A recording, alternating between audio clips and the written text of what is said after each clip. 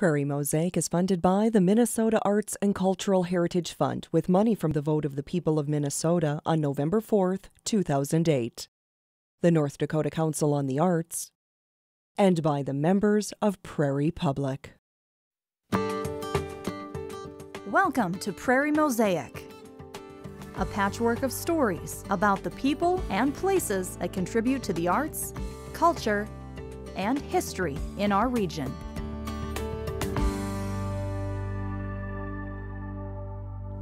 Hi, I'm Bob Dambach. And I'm Barb Gravel. On this edition, we'll listen to a song about the history of steamboats, experience chainsaw art, make clay jewelry, and enjoy the sweet harmony of gospel music. It's a spiritual inspiration that guides our next artist. Boyd Sharp from Osage, Minnesota, grew up among a family of artists in the late 1930s. In the days of no television or video games, he let his artistic spirit guide his head, his heart, and his hand. Whether he's moved to paint contemporary or floral art, Southwest landscapes, or stunning portraits, Sharp has the ability to capture the moment and make it memorable.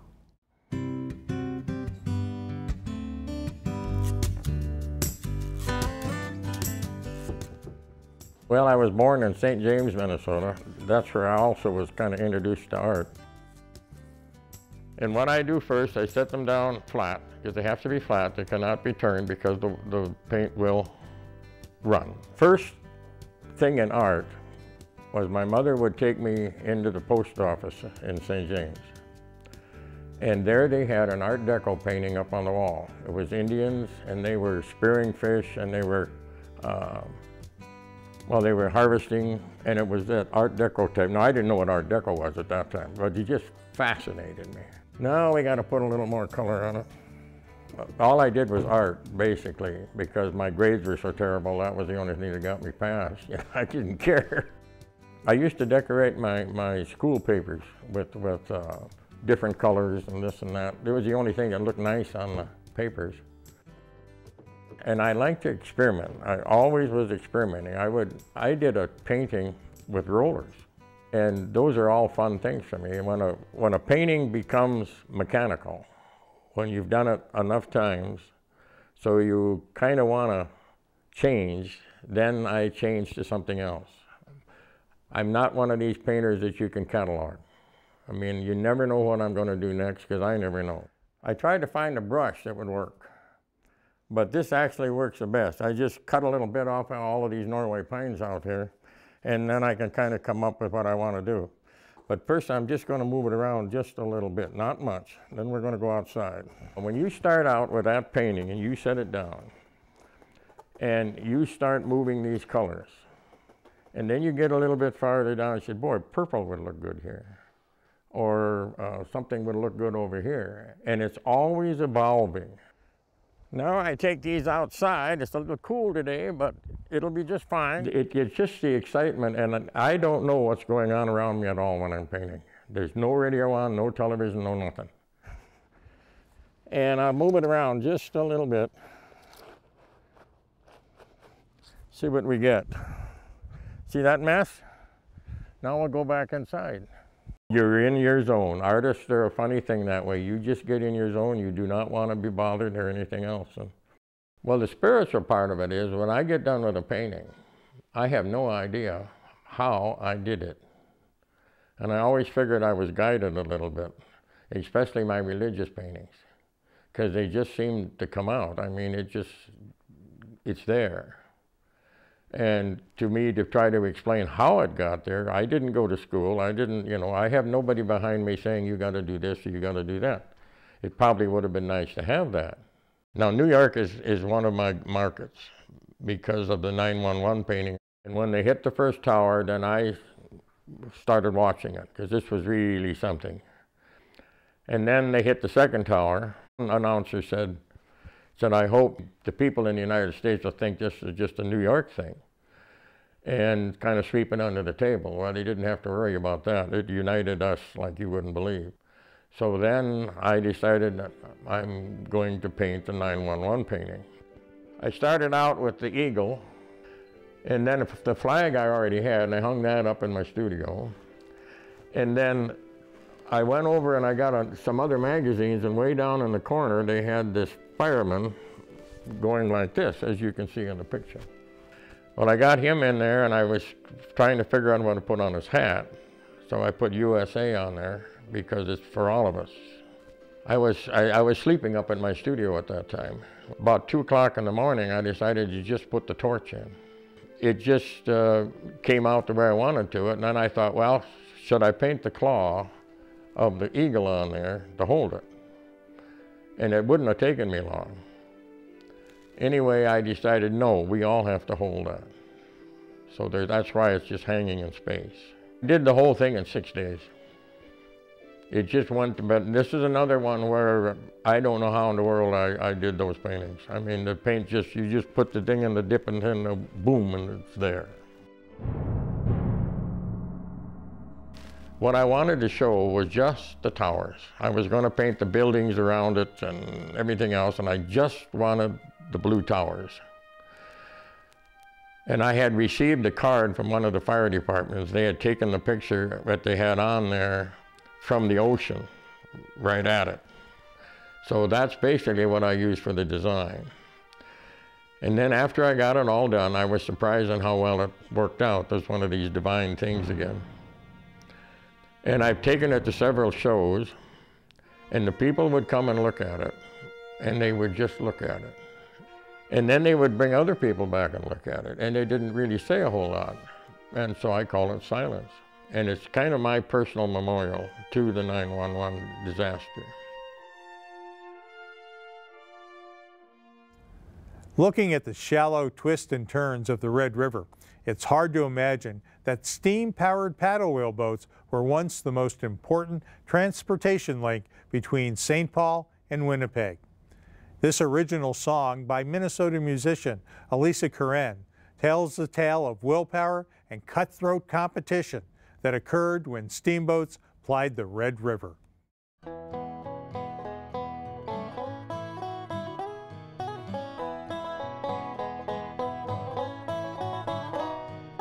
Hudson Bay is slower than the Minnesota route. $1,000 from St. Paul for the first steamboat through. If you make it 2,000 and some Northup said, I'll tear apart my steamboat and carry it to the Red. Old steam engine got a new pine hull, there's a steamboat on the Red. Steamboat around the bend, it's a steamboat on the Red. Whistle on ahead, got a steamboat on the Red, Red River. Boats are crowded with tourists and crew. Horseshoe river bends bring church spires into view. Run aground on the riverbank, crash into a tree. Bottom scrapes the sand, marshy is over and free. Spit in the river to keep it fed for the steamboats on the Red. Steamboat around the bend, it's a steamboat on the Red. Whistle on ahead, got a steamboat on the Red, Red River.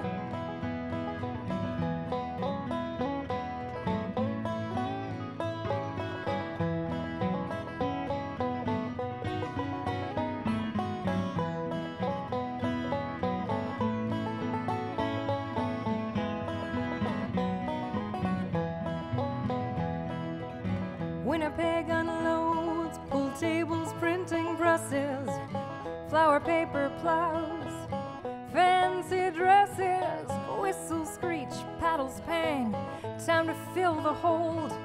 Boat returns from Moorhead with furs and buffalo robes. Place your bets on the first spring day, the steamboat's on the Red. Steamboat around the bend, it's a steamboat on the Red. Whistle on ahead, got a steamboat on the Red, Red River. Steamboat around the bend, it's a steamboat on the Red. Whistle on ahead, got a steamboat on the Red, Red River. Steamboat on the Red, Red River. Steamboat on the Red, Red River.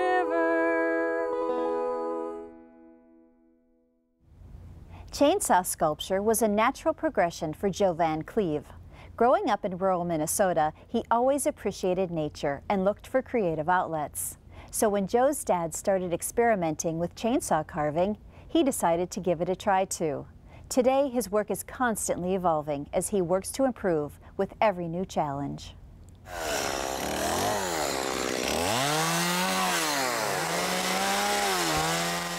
I love making a log come to life. I think that's really neat to see a regular piece of wood go from nothing to something unique. That's something that I really enjoy about the chainsaw carving. If at all possible, find a piece of wood that is big enough for the character I want to carve. I prefer to have the wood seasoned or sit for a year or two to get the moisture out of it. Otherwise, they do crack and split a lot. Pine is one of my favorite woods to work with. It's very easy to carve and it dries out a little bit faster. So what I like to do is I like to make a smooth cut on the bottom and stand it upright. And I just look at it to see which direction is going to be the easiest to work with. I guess I've always enjoyed art. I've done a lot of painting, I've done a lot of drawing, but something about the 3D, trying to make something look realistic with my own hands has been something I've been thrilled with since I was a kid. Then what I like to do from there is I've got certain patterns that I cut with certain animals that I make.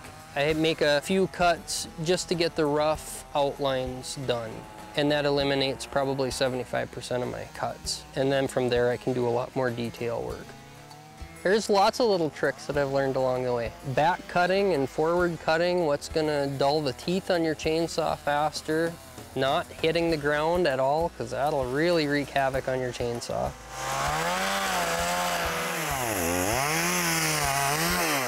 Once I'm satisfied with where I'm at with the chainsaw, what I like to do is, just to get the splinters off and the rough edges off, I like to take an angle grinder with sanding pad on it.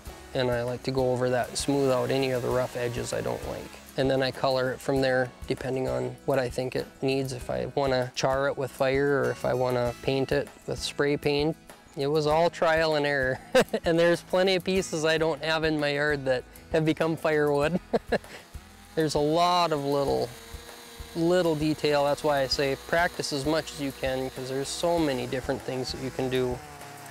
I really enjoy trying to find that one thing I want to carve that nobody's carved yet. There's a lot of things I have yet to learn, but maybe one day I'll be good enough to help somebody else out.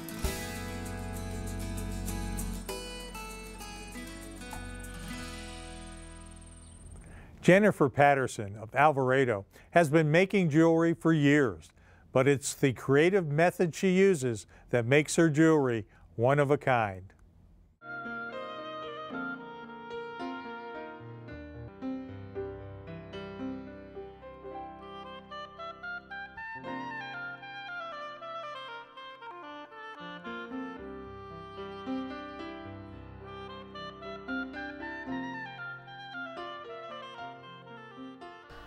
I don't understand that concept of being bored. There's so much to do. I have more ideas. I'm going to have to live to be 500 to do them all. I swear. I make jewelry based on traditional quilt designs, and I use polymer clay as my medium, and I use a technique called Millefiori caning that was developed by Venetian glassmakers to make rods of florals. Millefiori means 1,000 flowers, and they've used it to make trade beads and paperweights. But we've adapted the polymer clay to be able to do these techniques where I make a pattern that's large and then I stretch it out and make it smaller and smaller and smaller. And then I turn these canes into jewelry. People think these are painted, but when you see the back of this, this is the end of the cane, and you can see how I put all the layers together, like putting a puzzle together to make that design on the inside of the block, so that goes all the way through. I start with an idea. I go to my computer and I draw out my design, figure out, just like sewing a quilt, how many pieces I need in each color. Then I mix my colors. I can spend 2-3 days just creating colors. Then I will either extrude my colors through a tool where I can extrude squares, triangles, hexagons, things like that. And then I'll stack these pieces together, building a block with that pattern going all the way through it.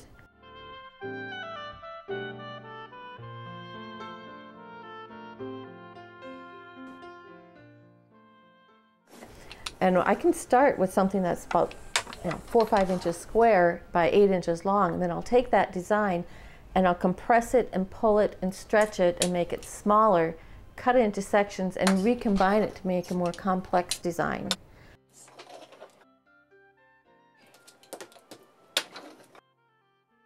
And then I'll take part of this and keep going, reducing it down to various sizes for matching earrings.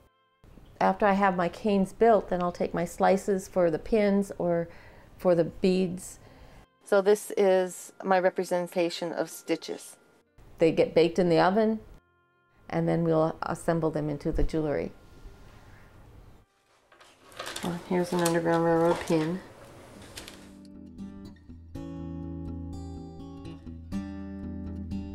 Once in a while, I have to put the quilts away, but then I go on to something else, like the florals that I'm doing. I can't see a time where I'll get tired of working with polymer clay, because if I get tired of doing the canes and what I'm doing now, I can always go back to sculpting. I can always go into surface techniques. It's just a really fascinating, fun medium. It's like building a painting, one petal at a time. I've always been interested in art. I painted in high school, I've done rose mauling, I did toll painting, things like that. So art has always fascinated me. Adds texture. I'm a very textile person. I like to touch things. I like things that feel good. And the polymer clay it feels good. And it's just amazing that different things that you can do with it. You can sculpt, you can make it look like jade, you can make it look like fabric. I had a friend who went to a craft show and came home with this doll that was sculpted out of this amazing stuff that this woman baked in her oven and made these really cool dolls, and I was hooked. I had to do that. I started using polymer clay. I was sculpting little characters, making dolls, things like that. Decided that I needed to have patterns for their clothing. And I took a class in this Millefiori technique. So I started graphing out my designs and making my canes and dressing my little people. And then I'd take these patterns, I had pieces left over, so I made them into jewelry and went off to craft shows. And my little sculptures, my little people that I had made, and I had the jewelry.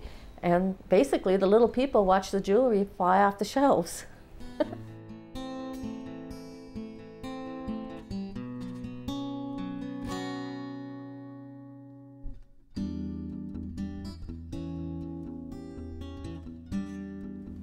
The Northern Lights Gospel Quartet is a vocal group based in the beautiful Lakes Country of Otter Tail County, Minnesota. Their blend of Southern gospel, doo-wop, and barbershop harmony will bring a smile to your face and an appreciation for the talent that surrounds these dedicated and fun-loving men.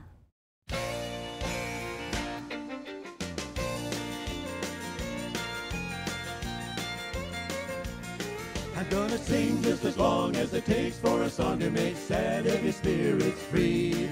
I'm gonna keep making music that carries the secret that Jesus is liberty. I'm gonna turn off the sounds that will drag people down to the pit of despondency.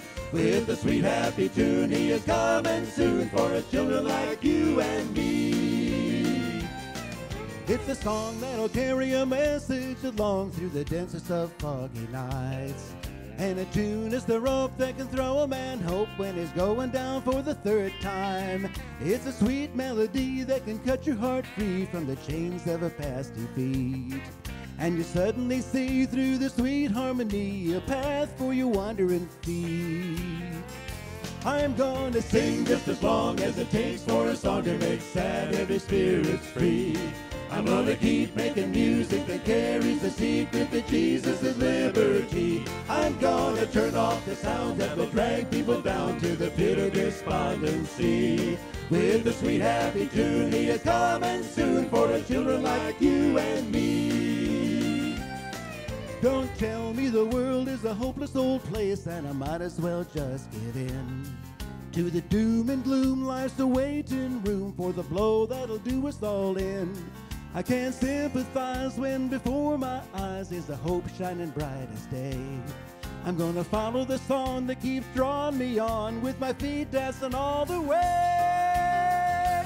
I'm gonna sing just as long as it takes for a song to make sad, heavy spirits free. I'm gonna keep making music that carries the secret that Jesus is liberty. I'm gonna turn off the sound that'll drag people down to the pit of despondency. With a sweet happy tune, he is coming soon for his children like you and me. I'm gonna sing just as long as it takes for a song to make sad, heavy spirits free. I'm gonna keep making music that carries the secret that Jesus is liberty. I'm gonna turn off the sound that will drag people down to the pit of despondency. With a sweet happy tune, he is coming soon for his children like you and me. With a sweet happy tune, he is coming soon for his children like you and me.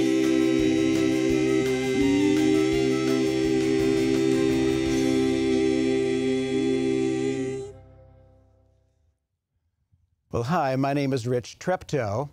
I'm the lead singer with the Northern Lights Gospel Quartet. We're primarily a gospel quartet, but we're unique in that we have a very wide-ranging repertoire that includes not only Southern gospel, but also doo-wop, barbershop harmony, and Negro spirituals. So we can do a wide variety of music for a wide variety of occasions. Our favorite part of performing really has to be to see the audience's faces light up when we sing to them. A lot of audiences are not used to hearing four-part a cappella singing, and when they hear it for the first time, it lights up a lot of faces, and we enjoy that the most. Bum, bum, bum, bum, bum, bum. Bum, bum, bum, bum, bum, bum. Oh, when the sun beats down and burns the tar upon the roof, and your shoes get so hot you wish your tired feet were fireproof. Under the boardwalk, down by the sea, yeah. On a blanket with my baby is where I'll be. Bum, bum, bum, bum, bum. Under the boardwalk, out of the sun. Under the boardwalk, we'll be having some fun. Under the boardwalk, people walking above. Under the boardwalk, we'll be falling in love. Under the boardwalk, boardwalk. Now from the park you hear the happy sound of a carousel. And you can almost taste the hot dogs and french fries they sell. Under the boardwalk, down by the sea, yeah. On a blanket with my baby is where I'll be. Under the boardwalk, out of the sun. Under the boardwalk, we'll be having some fun. Under the boardwalk, people walking above. Under the boardwalk, we'll be falling in love. Under the boardwalk, boardwalk.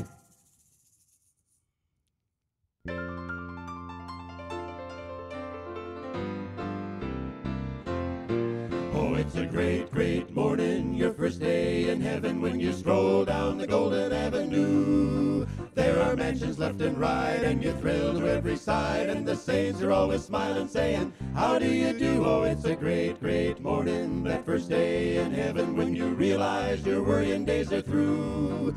You'll be glad you were not idle, took time to read the Bible. It's a great, great morning for you.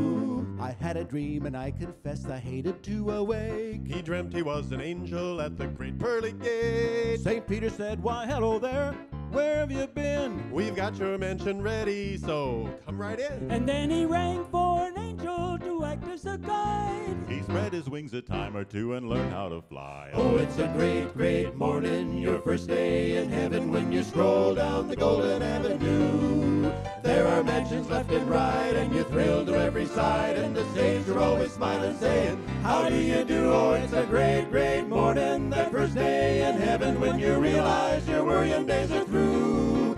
You'll be glad you were not idle, took time to read the Bible. It's a great morning, a great morning. What a happy day!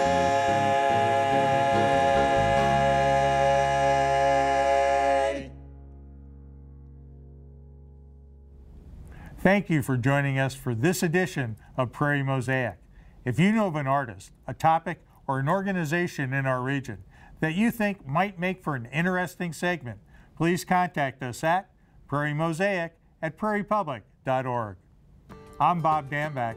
And I'm Barb Gravel. Thank you for joining us for this edition of Prairie Mosaic.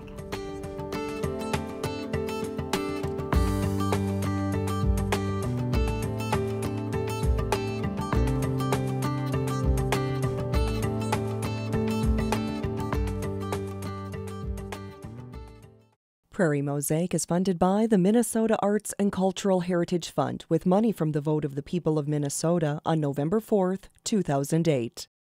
The North Dakota Council on the Arts, and by the members of Prairie Public.